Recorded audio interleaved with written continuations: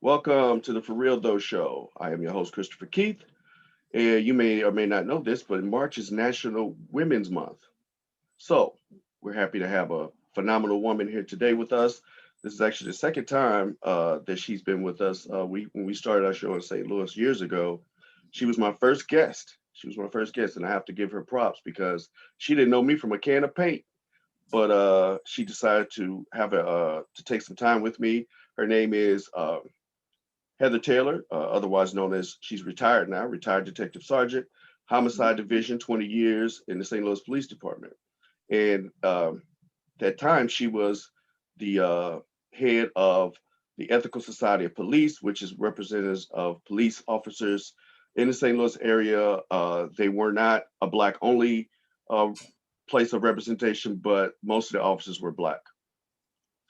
And the reason why Ethical Society Police came together is because they, the white St. Louis Police Officers Union, was not very kind to the needs or take care of the needs of the Black St. Louis police officers. So therefore, it was created to service the needs and to represent the interest of Black St. Louis police officers. So at that time when we talked, I just reached out to her and she decided to give me a chance.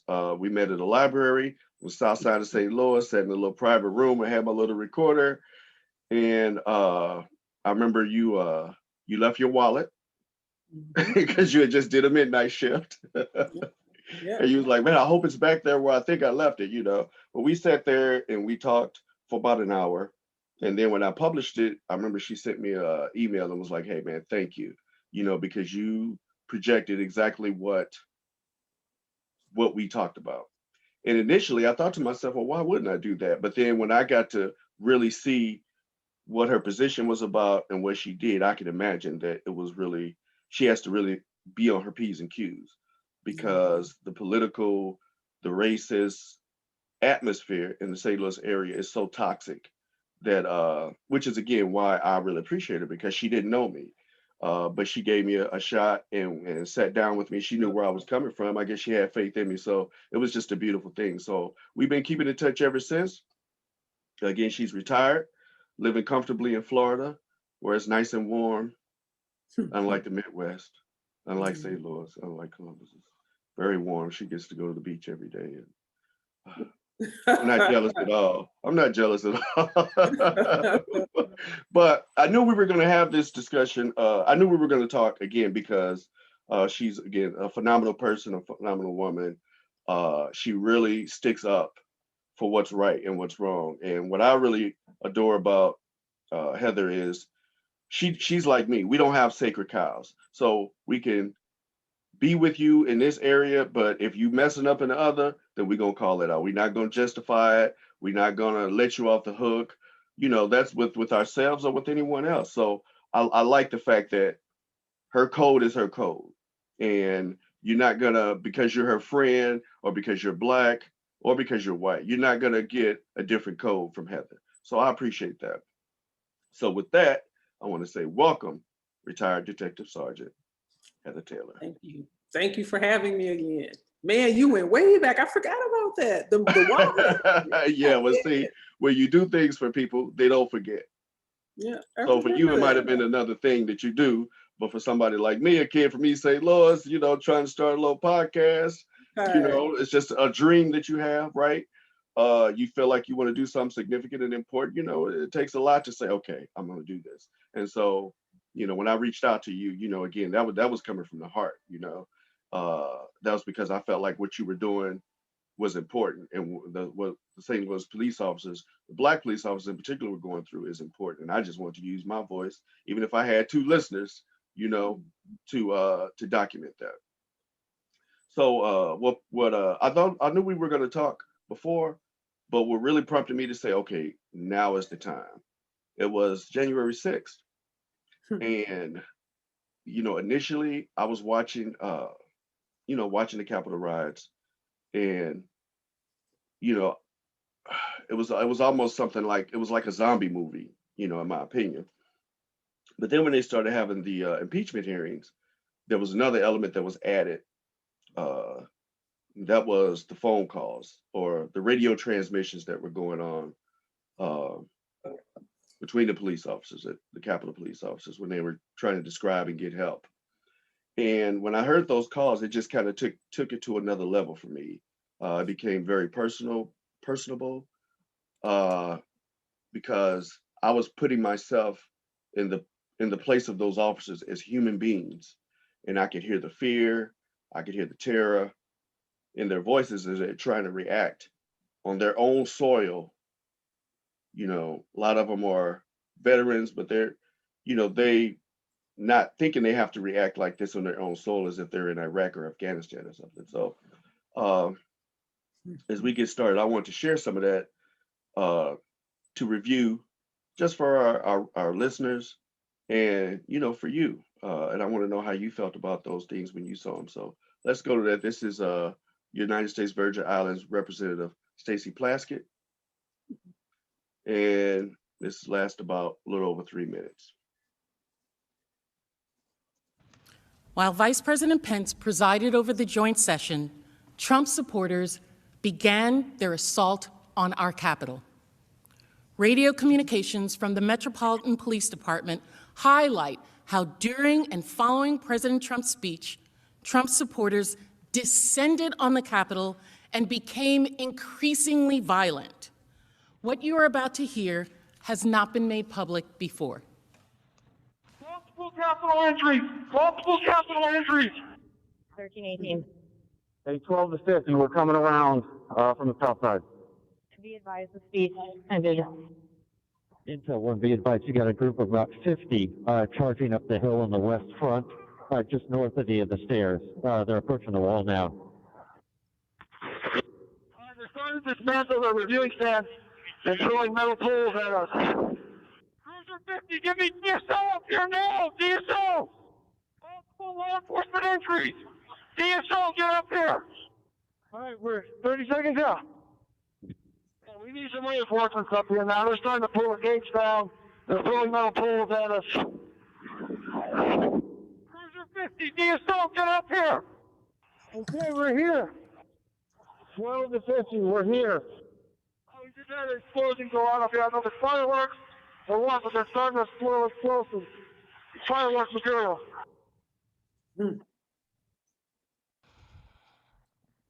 After attempting to dismantle the outermost perimeter, the rioters did everything in their power to storm past the police and into the Capitol.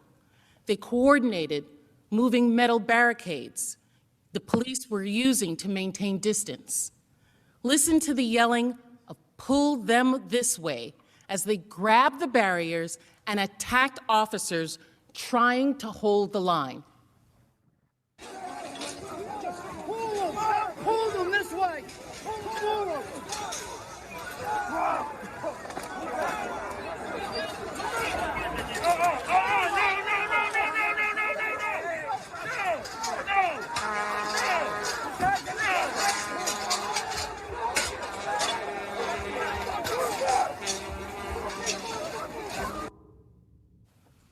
At about 1:10 and 1:23 p.m., respectively, Capitol Police sent out the first evacuation alerts of the day, telling people to evacuate the Madison Building and the Cannon Building, respectively.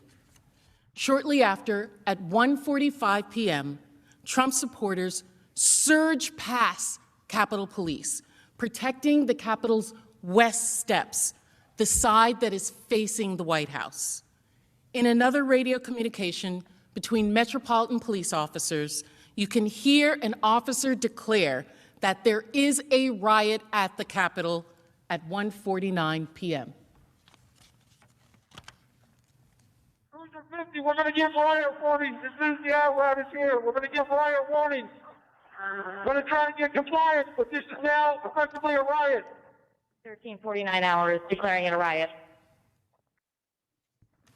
While Vice President Pence presided over the joint session, Trump supporters began their assault on Get our... out of that. So, there was much more. There was many hours of that type of footage. And again, I was just blown away. What went through your mind? I actually wasn't shocked by any of it. You know, this is they've they've not even warnings. They flat out said, you know, that they believe the election was stolen, and Trump made a lot of statements that indicated that he was going to protest the electoral college vote. That you know they were going to go to D.C. They were going to march there, and they're going to demand exactly what they demanded. You know, it was threats of violence, all of that. And to see it happening, you know, in real life, it was disgusting. But it wasn't something that was unexpected to me from the standpoint of they'd shown their hand repeatedly. The FBI knew it. Republicans knew it. A lot of people knew, they knew what their words were. Words, they have value. If someone's telling you that they're angry and that you're not going to take their election from them, and what they believed was a lawful and right election occurred and Trump lost, they didn't like that. And you had people who had been accepting in law enforcement, that is, you had law enforcement officers who had appeased white supremacy for decades, for white nationalism. The response to Black Lives Matter protests over the summer, you would see counter protesters that were carrying Blue Lives Matter flags and Trump flags. You would see those two things together, and they became synonymous. These are, you know, staples, you know, during protesting around the country. And you had law enforcement in the case of Kyle Rittenhouse, who in Kenosha, Wisconsin, was literally thanked, given water, and then he went on to shoot and kill 2 protesters and raise his hand. I have a gun, you know, I did this, and police walked right past him. And you see it over and over. You had the Proud Boys, who are a terrorist organization, in my view, that are actively seeking to oppose democracy and support a lot of times things that are steeped in white supremacy, white nationalism. They support that. And you had the Proud Boys in Philadelphia, literally at a police function with the Fraternal Order of Police inside of there, eating and drinking, laughing and joking with law enforcement. So there's a historical context that we have to address, that you've had these things over and over, and these same people who claim, these extremist groups, 3%ers who claimed that they were pro-law enforcement and supporting law enforcement, the Proud Boys, these Boogaloo Boys, all these different groups who were supposedly pro-law enforcement, and Trump supporters in general have said that. And I knew that it was different, because I also knew that the statistics showed that most of the people who were involved in hate crimes, they were from these extremist groups. There were extremists who were going around committing hate crimes. And at one point last year, hate crimes from these extremist groups were very, very high. And so you had all these things, these factors from my experience. And I also testified before Congress about law enforcement's appeasement of white supremacy and acceptance of that. And we can't get away from the fact that law enforcement was formed, police was formed because of slave patrols. You know, that history, the historical context is very, very important here. And to see them do exactly what I thought, I tweeted about it. I said, no, this is going to end violently. Hopefully no lives will be lost, but there will be violence. And to see it happen, it's disgusting to see it, but I'm not shocked that the FBI was ill prepared for it. I'm not shocked that the National Guard wasn't called promptly like they should have been, and the request for them accepted right away. I'm not shocked that DC chief said that he didn't have any information that indicated, in the very beginning, said that he didn't have information that indicated that the Trump pro-Trump protests would be violent. And we, we knew, you just knew that was a lie. This is nonsense. Or you have the Capitol Police that didn't believe that this would be what it was, because black bodies and black folks in general, and black and brown bodies are always considered more of a threat than white. And that's the history of our country. And racism is what caused this right here.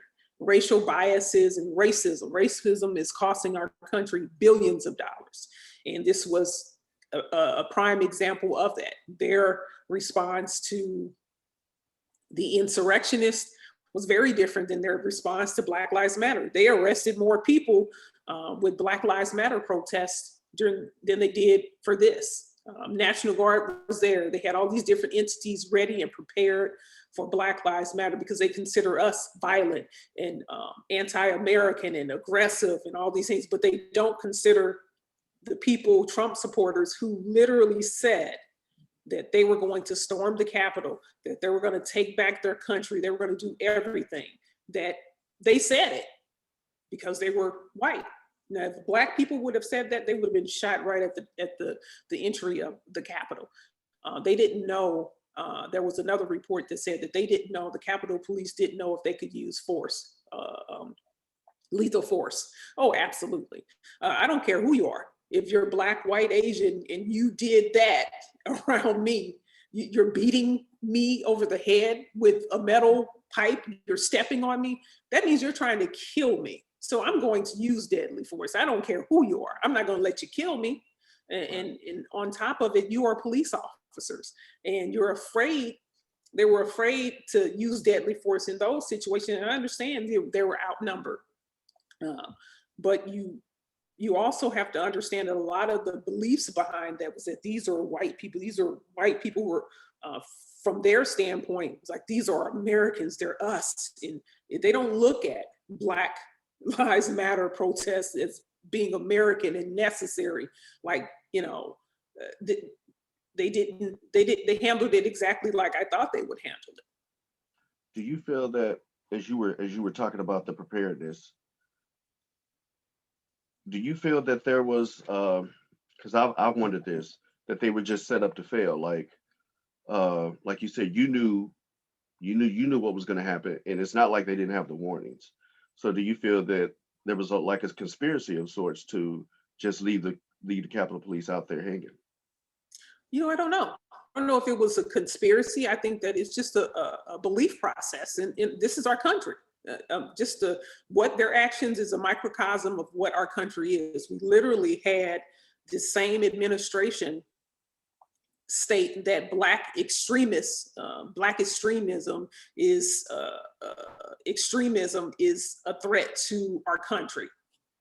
But they overlooked the Proud Boys. They overlooked the Boogaloo Boys, who have killed more law enforcement than any other group of people who have been killing law enforcement repeatedly, have been white nationalists, white supremacists, extreme groups like that, extremist groups. It hasn't been Black Lives Matter. It just hasn't. Those are the facts. And those are the numbers for a decade at least that show that you have this group of white nationalists, people who believe in that, that support these extremist groups. These are the ones who are killing law enforcement. So I don't think it was a conspiracy. I don't have enough information to say that it was, but I can say that it is typical of law enforcement to make Black and brown protests more of something that they considered higher threat for violence than they do for protests that involve white Americans. And that's the reality, because law enforcement is mostly white and male on top of it. So it's these beliefs, and they are, that's why the insurrection happened. So my theory in this, and this has just been something running in my mind ever since President Obama was elected, is it seems like with this country, there's so many lies that have been turned on its head.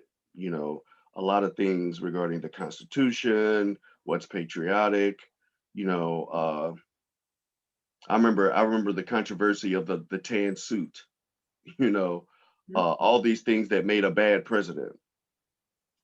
And it just seems like to me that since his 8 years, and then, again, to me, there's no way Trump would even be even be a viable solution except that there was a black man in the White House.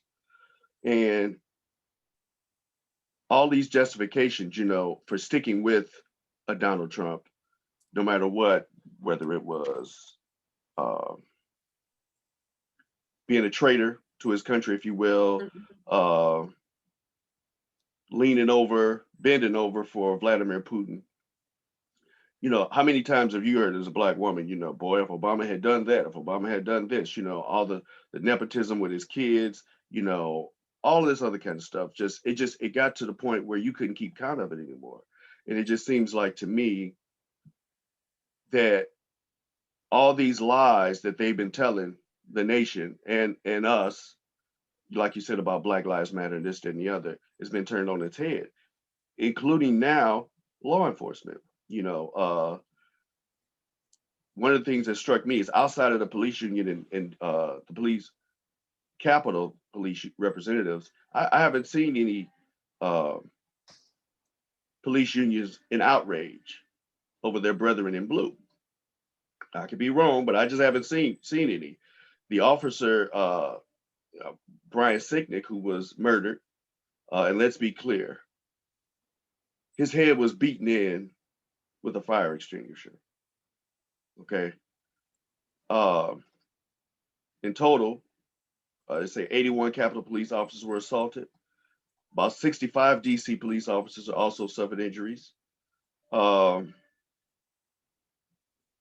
Hit in the head with various objects. This is according to the Washington Post, such as metal poles ripped from inaugurations related scaffolding, a pole with American flag on it. Injuries include swollen ankles and wrists, bruised arms and legs, irritated lungs from bear and pepper spray. One officer had 2 cracked ribs, 2 smashed spinal discs, and another was stabbed with a metal fence stake. And again, I don't see the back, Blue Lives Matter. I don't see it. I don't see the outrage. I don't see the calls for an investigation. I don't see the calls for accountability. So to me, it's like Blue Lives Matter it's really like don't tread on me. That's what it's become, because when white people kill police officers, assault police officers, there doesn't seem, I don't see the same reaction as if I'm in Ferguson peacefully protesting down West Florissant about Michael Brown. Yeah, I would have to agree with you. It's just become to the point, and I guess we can't expect them to say anything because they endorsed Donald Trump. They endorsed him and they said he was the law and order president. The National Fraternal Order of Police, the St. Louis Police Officers Association, endorsed him, claiming that he was the law and order president when he was far from that. He was far removed from law and order. And you had a person endorsed for president that literally said that he could stand out in the middle of in Times Square and shoot someone and nothing would happen to him. He laughed about that as if that was okay. The same president that told officers in New York, in the New York area, that they should give a suspect an extra shove as they're putting him in the car. And you had officers in the backdrop, literally police officers in the backdrop, who laughed about it. This, no, you can't. That is a federal crime. You've assaulted a handcuffed prisoner who's in your care, custody, and control. You assaulted them. And he's encouraging you to do that. He's encouraging them. He's saying that white supremacists are fine people, white nationalists are fine people. He literally told the Proud Boys to stand by. He told these white extremist groups, racist, radical extremist groups, to stand by about the election and about the future. And they did stand by. They stood by until 1/6 when he said he was going to go march with them. So I'm not shocked by the Fraternal Order of police unions in general, who are mostly white and male, run by mostly white males, not condemning the Capitol riots, not calling it insurrection. And I remember after the Fraternal Order of Police released a statement, and it was total BS, total BS. And they said essentially, these were the, protesters, or they didn't refer to, they used some term that was really absolutely far from what they were. These were insurrectionists. They were violent. They didn't want to call them, essentially, trying to say that they were peaceful. These people were far from peaceful, and we knew it. We saw the videos. And even when you had officers murdered, they didn't condemn the actions of these people, because that means they have to condemn their brethren. They have to condemn their own who were there. You had police officers all around the country that were there, that were supporting the insurrection, who have been fired. And they've been quiet because that means that they have to admit that this is white supremacy, that there is white nationalism. Even when you had some of the DC officers saying that they were fighting against white supremacists, they were literally, you had Black officers who said that they were called the N-word repeatedly. They were threatened, they were assaulted, and they don't want to address that. They do not want to address that, because that means that they have to admit who they are. We know who they are. They said it in their own words, but I don't expect them to say anything, because that's who they are. They're cowards. So then what they would have America to believe, because this is, again, I understand that you being in a situation that you've been with your career, and I don't consider myself as idealistic as I used to be, but it just seems to me that, again, this whole Blue Lives Matter thing it's been turned on its head, because it just seems like now, like what you described was guys just wanting to keep their club together, because they don't feel for, again, even the white officers who were murdered and who have been, critically injured, who will not be able to continue their career because their injuries are so horrific, that they have no love for them, so it seems like to me, when it comes to white supremacy, that is the end all be all. To hell with these officers who were hurt. To hell with their families, their wives and their kids who don't have the same type of father or same type of mother anymore, because now they've been, debilitated physically, mentally. So I think that's what has gone on through my mind, these last several weeks, that it's all just bullshit. The Blue Lives Matter, obviously, they're taking it from Black Lives Matter anyway, but it's just, it's really, again, like a don't tread on me. It's a call to arms, a slogan to say, this is our way of defining that Black people, that we are diametrically opposed against people of color, Black people in particular, more so than we are concerned about our brethren as a police force. Am I making sense? Mm-hmm. That's what it seemed to me like. That's been the revelation to me. Again, not that I don't think that I'm surprised as much as I think it's the blatant disregard, as if like we're not hearing them. You know what I mean? Like, I can hear you. That's what I think. That's the realization to me, that and I'm not gonna front. It's shaking me some, because there are levels to racism. There are levels to terrorism. There's levels to history. Historical content, and sometimes they just kind of trickle in different spaces.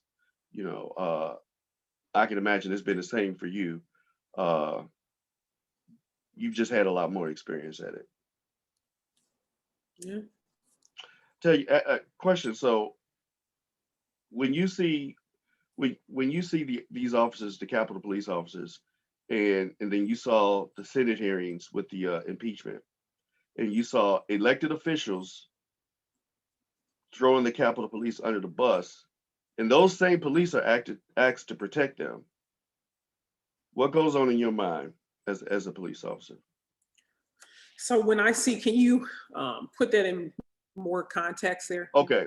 So Yes, you're sir. a police officer, you're a Capitol Police officer, and you were there at the insurrection, you were there at the riots, and then during the impeachment hearings, you saw a Josh Hawley, for instance, and many others downplay it, try to say it was Antifa or something like that. And yet you're there, like they basically sold you out. They threw you under the bus, but yet you're asked to still protect them. I understand that even there was a report that there were some representatives who allegedly had some people touring the building, prior to that Wednesday, so that they would know where to go. And yet you're asked to protect these same people, who didn't give a damn about, whether you were killed or not. Mhm. I think it would be very difficult. I do believe that some of the Capitol Police should be thrown under the bus. I think that some of the DC police should be thrown under the bus. The FBI should be thrown up under the bus for some of the things. All of them should be held accountable for their inactions and what they didn't do. They played it lightly. They played this entire situation lightly because these were protesters who were going to predominantly be white Americans, and white Americans, and they were so they thought were pro-police. And so that's a different level of opinion, versus how they feel about Black and brown bodies protesting police corruption and violence. So if I was a Capitol Police officer, if I was being who I am, I'm like, well, some of us need to be thrown under the bus because we did some things that were absolutely aiding in this. We're involved in it as well from what we've done. Our inactions hurt a lot, as well. We're responsible for a lot of this with how we handled it, how we went about providing protection. And it would be difficult to defend someone like Josh Hawley. In law enforcement, your job is to do your job, no matter what. I don't have to like you. I've worked with many an officer. I've had homicide victims, families who were outright racist. I didn't like them, but I had my end game is solving the murder of their loved one, even though I didn't like them. I don't like their politics. I didn't like their racism. There have been Black families who have been, outright ignorant to me as a Black woman. I didn't like their behavior, but my job is to go out there and to do my job, no matter if I like their family, they like me or not. I have a job to do, just like the Capitol Police, they have a job to do, even with Howley. They don't have to like this coward, but what they have to do is to do their job, and you do it fairly. And that's what the problem is with law enforcement all around the country. We're supposed to do our job fairly and impartially, but we don't do that very often. Yeah, to your point, I was when I said being thrown on the bus, I meant the officers that were really they're doing their job to the best of their ability, not the ones who were, doing the very opposite. So yeah, that's Okay. to your point. That's exactly what I mean. So, but transition a little bit. Tell us why did you want to become a police officer in the first place? What motivated you? Yeah, I had an aunt who was murdered by law enforcement, a deputy marshal. He served 3 years for her murder. I had a brother who murdered an innocent man, and we had some trials and tribulations before that, before he committed his murder, with the police that were negative. The police would have knocked on our door, come in our home, and searched our home and put oldest sister in handcuffs because she complained that they didn't have a warrant and their actions were wrong. So I've encountered some awful officers in my lifetime, and I've encountered some that were decent human beings as well. And I came into it with this belief that I was going to actually help. And that was my goal, was to help, in particular, victims of violent crime. I will always stand up for victims of violent crime, no matter who they are, because I don't believe in that violence is necessary outside of defending your life and the life of someone else. So I became a police officer to help people. Wow. Wow, that's really good. For those who are not in the St. Louis area and who've not followed your work, describe your career, and your personal experiences policing, while Black in the St. Louis Police Department. Policing while Black is a reality. Internally within a police department, you have obstacles, especially being a Black woman on top of it. You have being a double minority. A lot of times people expect you to prove yourself more than a male officer would. And it's difficult. You get it from all sides a lot of times. From Black community, when you're policing, and justifiably from the standpoint, it is we have been victimized by law enforcement so much that the relationship between officers, police departments, and Black communities, Black and brown communities in particular, are strained because law enforcement has to be the one to correct that by getting rid of these officers who are just absolutely terrible. So it's been difficult because sometimes you get criticism that you didn't earn. And if you're going to take the praise, you got to be able to take the criticism as an officer. And that's my belief, is that you have to be able to do both. And it hasn't always been easy. Sometimes days are less difficult than others. Internally fighting police corruption and talking about it and saying that you're targeted. And a lot of times the people that actually target you look just like you. In my career, I was targeted by a Black female colonel, and she outranked me. I was a sergeant, and you don't get promoted. That's been my case. I knew I wasn't going to make it past sergeant. If you're vocal, you can give that up. You're not going to get promoted. And a lot of times when you see people going through the ranks, they either have a lot of help or they have someone like me that's pushing that, who's trying to bring about change internally with bringing minority officers to the forefront so that we can be the faces that our community sees instead of white male officers all the time.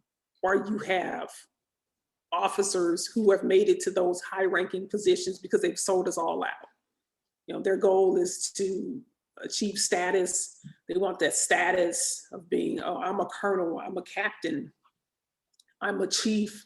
They want that status, and they don't care about those Black and brown bodies that are left behind, that they've left behind. So you have a combination. It's one heck of a thing, I can tell you that. And being a police association president, my job was to be the voice of our community who file complaints against officers and sometimes against our own Black officers, and be the voice that was fair internally and externally. But I also was cognizant of the fact that we had very few Black commanders in positions that they should have been. And it doesn't mean just because they're Black, they're going to do right, because Black people can be monsters in this job as well. And I've run into quite a few of them, some of which I've had to testify against in federal court. Some I've had to have reports written up on, and that you encounter them. They exist as well. Just because it's they're Black or brown doesn't mean they're going to do right by Black or brown people in this uniform. So it's been interesting standing up, and sometimes your critics are people that look just like you who have been quiet. You know, behind closed doors, they're saying this or they're saying that, and they have been quiet about police corruption. They've been quiet when you've had white officers who have threatened me as a Black woman. They've been quiet there, but they'll say something. They won't say anything when Jeff Rutter, who's a police association business manager and a stone cold idiot, says something that's racist and vile. Or they won't say anything when the police association endorses Donald Trump as their law and order president. They'll complain to us, but they won't stand up publicly, or they won't stand up internally, you know. So yeah, it's been interesting. It's been difficult at times. What's the how do you feel about the general vetting process of what it, you know, when it comes to, you know, a person wanting to be a police officer? You know, what is the general, I know it may, like, especially someplace like St. Louis or St. Louis County, where there's something like, what, 58 municipalities, they could all be a little different, but what's the general, you know, vetting process of what it, you know, what it takes to become a police officer?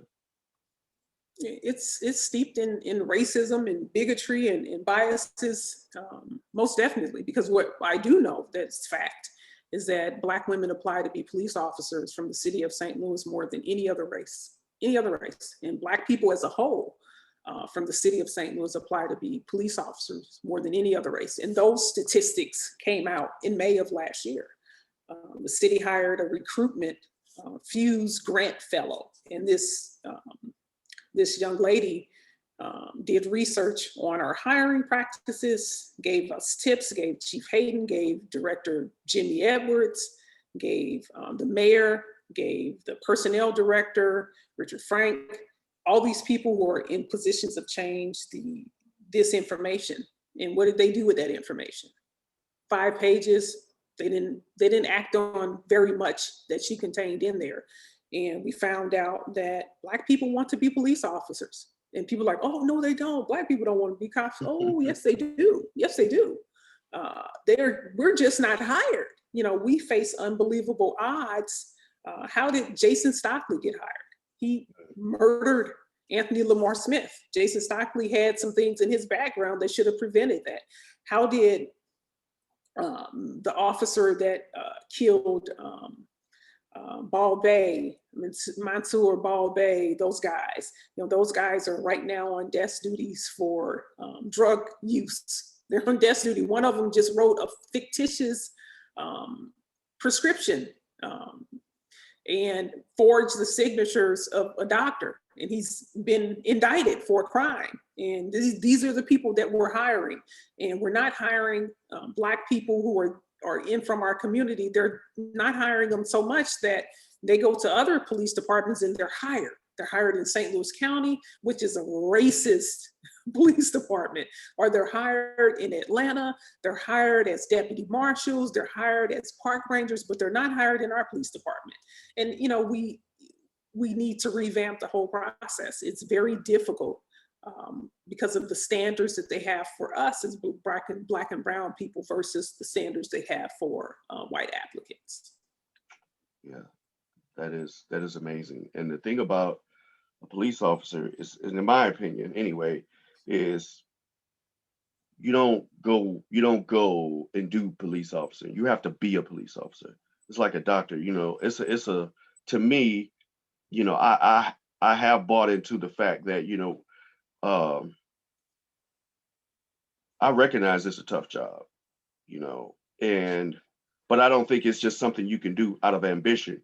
You have to really want to serve, you know, like being a doctor, you have to really want to serve. You can't be a vain position. Like when you talked about positions, you know, I want to have status and stuff like that. It's just really got to come from the heart, you know, what you talked about. And I remember you talking to me about this before. So, you know, take me through, like, when you would get a homicide investigation, you know, and this is what I mean. This is what I want to promote and talk about when it comes to policing, you know, the right way. I know that you know, that the families of the victims that you dealt with, it was very, personable to you. You know, you really were about solving these crimes. Um, Take us through your, you know, your process and how you connected with these families when you would go about your own investigations. To you know, to give this again, because we're talking about developing trust within that community that you're working in. Okay. Um, just be myself. You know, this is where I'm from. This is what I know. I'm Black. I grew up in the inner city. I understand poverty, understand um, police corruption from having family members harassed by law enforcement and being on homicide scenes and arriving to calls. A lot of times I'm the only Black face that they see, the only woman that they see sometimes as well, you know, and I am just myself from the standpoint that I have to, you know, the only thing I know how to be is to be Heather. That's one thing that I can say I'm secure in is who I am because of where I came from. And you try to show people that you're who you are, you're genuine, you return calls. They call you, you answer the phone. They have a question, you answer it. You know, one of your detectives hasn't called them, you go chastise your detective.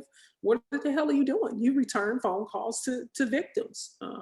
What's happening with this case? You do your follow-ups. You make your victims and your cases a priority because, you know, I've been on the other side of that phone call to have someone murdered. You know, I've been on the other side also with having a brother who took a life that wasn't a justifiable action by him.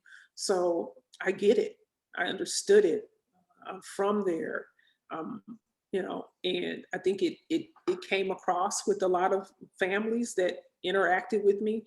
You know, I'm not a miracle worker as well. You know, I'm not, you know, we can only work a case with what we have and we can give it our all. I can give it my all. I can look at it, you know, from top to bottom and then bottom to top and all over again and do what I can. But, you know, sometimes it's very difficult because of the lack of trust that's in our community. And rightfully so, you have people who don't trust law enforcement and they don't want to come forward. They don't want to tell when someone is this absolute monster in our neighborhoods. And we have monsters in our neighborhood, whether it's from systemic reasons or it's because they were just a monster. They have to go as well. We have to weed out the people in our neighborhoods that are harming our communities that look just like us as well. And, you know, when people don't come forward and talk to you, I understand it, but I don't like it. So. When you talk about the systems, you know, going back to systems with policing and I guess the downsides when you talked about hiring practices, when you talk to police officers from different areas of the country, are they experiencing the same? Excuse me. Yeah, I think most urban areas have the same issues, you know, especially from standpoint of being African Americans. They have the same issues. They're dealing with a lack of promotions. They're dealing with racism. They're dealing with a community that doesn't trust them. Dealing with a community that has been victimized by law enforcement. You name it. You have similar situations in all different areas, and we're just, you know, St. Louis is a microcosm of the entire country, I think. So. I never understood, like a lot of times when you have a George Floyd situation or Michael Brown, Elijah McClain, one of the first things you hear when they talk about solutions, if you will, is, you know, we have to do better training. And what always happened in my mind is I think to myself, and I'll ask you this question: can you train away racism or a racist attitude in police departments? No, you can't. You can't train that away from anyone. I don't think it's possible. You know, some people can reform themselves, but I don't think you risk it, especially in law enforcement. Yeah. So what do you see then? You know, because again, we just saw an example of where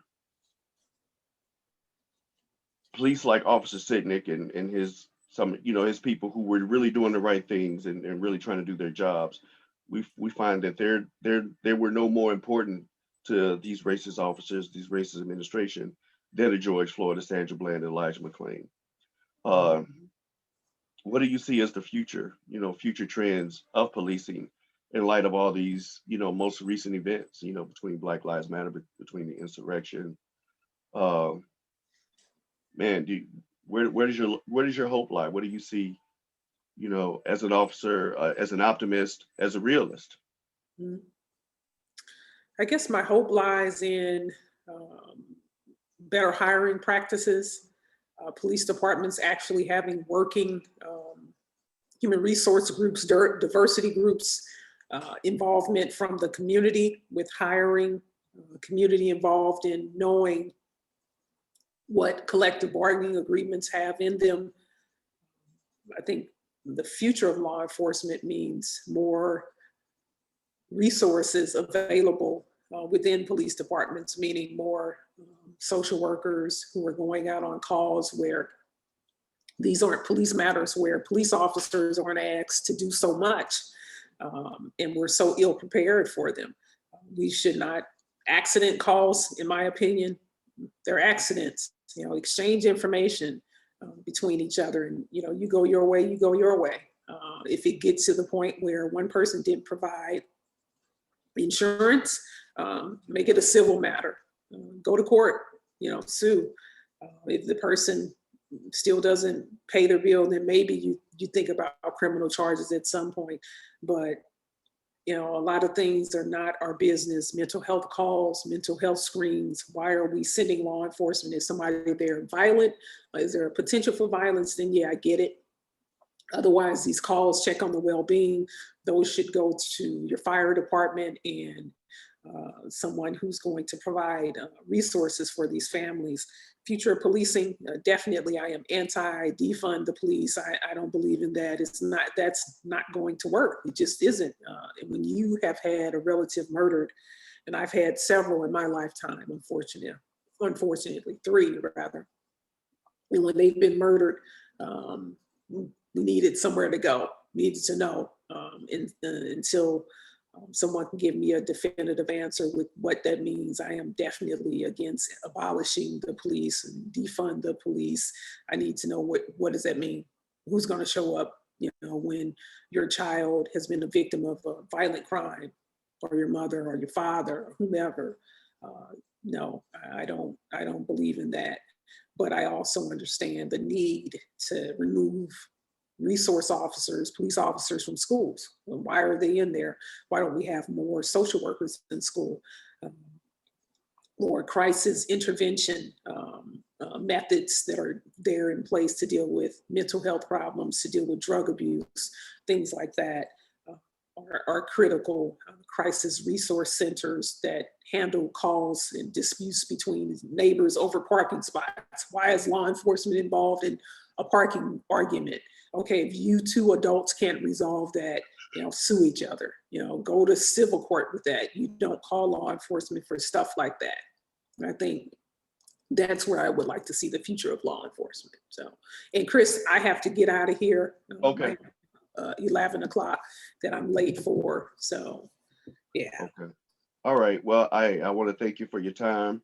I Oh, you're appreciate welcome. you. And thank you, really sincerely, thank you for your service to the St. Louis community for 20 Thank years. you.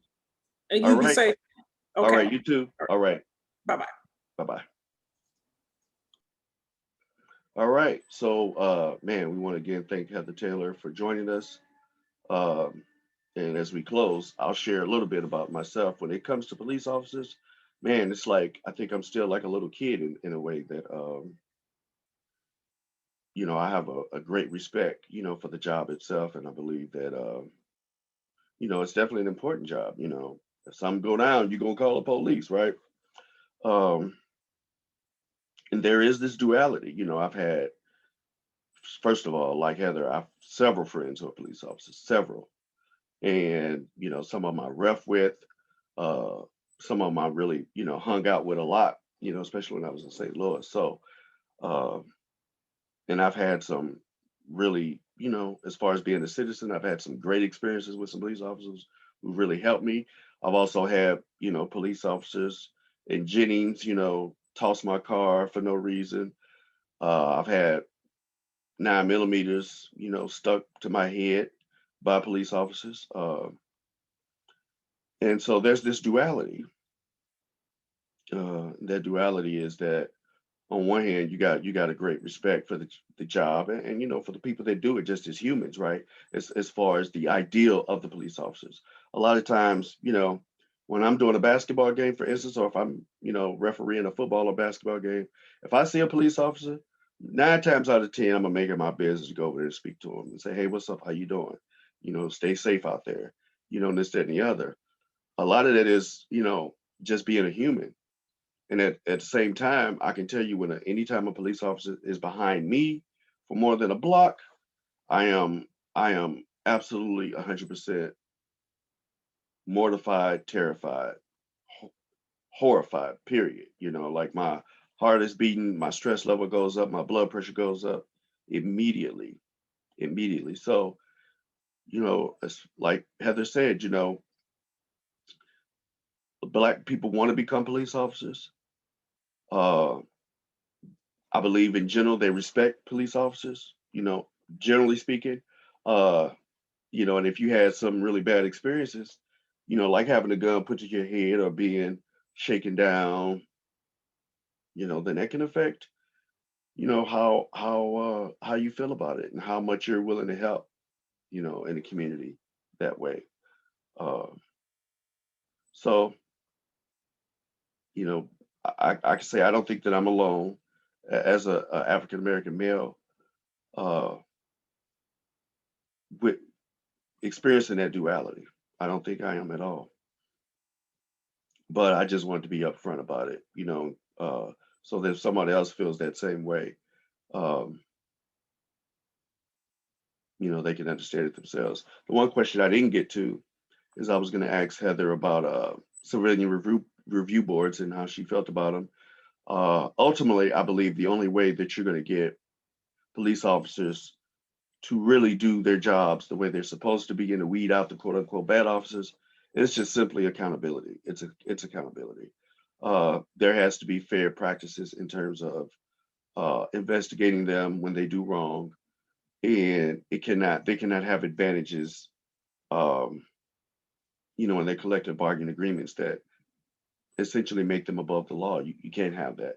You got to have accountability, and I believe with accountability, you can't make anybody love you, care about you, but you could check them with accountability, right? If they think they're going to go to jail, if they think they're going to lose their job, their pension, their status in that community, as being a former officer who lost the distrust of that community, then the trend will start to change because people who want to be assholes are not going to want to be police officers because they're not going to be able to have acquired immunity, to terrorize, the communities they serve. So, uh,